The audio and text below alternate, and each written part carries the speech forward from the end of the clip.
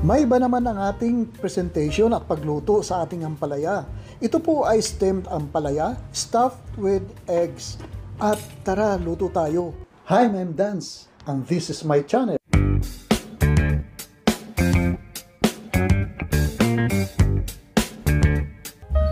Piliin natin ang medyo malaking size na ampalaya at medyo maiksi para magkasya sa ating steamer. Hugasan muna natin at ikat natin ang mga dulo nito at i-slice po natin lengthwise.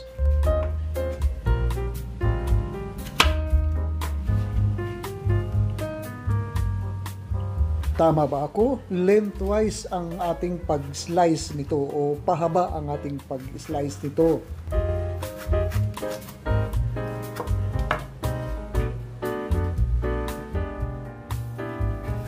Kakayuri naman natin ang mga buto nito at yung pulp nito sa gitna at wag lang po natin tatanggalan yung mga dulo para hindi po lumabas ang ating bacon eggs mamaya.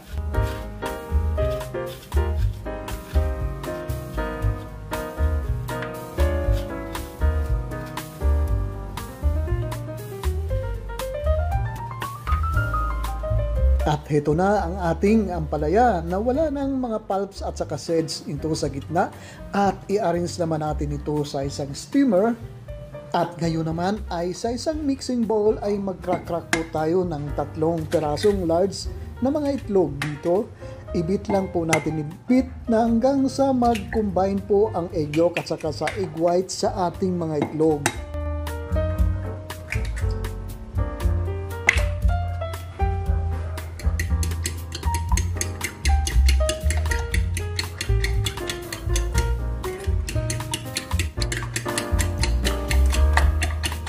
At kung hindi masyadong madilaw ang kulay ng ating bacon eggs, ay pwede naman natin lagyan ng egg yellow na food coloring at saka ilalagay po natin, ibubuhos po natin sa ating nakatihaya na mga ampalaya dito.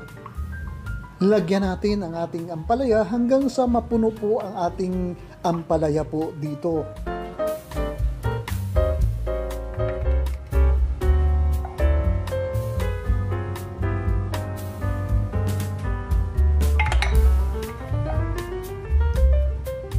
O ayan, napuno na ng ating bacon eggs ang ating ampalaya at ngayon naman po ay i-steam po natin ito ng mga 2 minutes lang po hanggang sa mag-set po ang ating itlog dito. At ito na po, luto na po ang ating ampalaya at saka yung egg na nasa gitna ng ating ampalaya dito. Ngayon na i-slice naman po natin ang ating ampalaya ng ganito.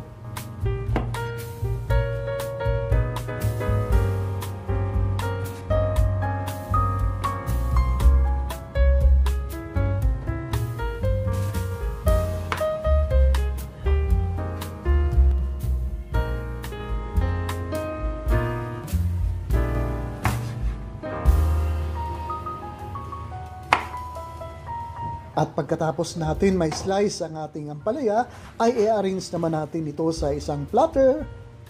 Ayusin lang po natin ang ating pag-slice para presentable po ang ating ampalaya dito.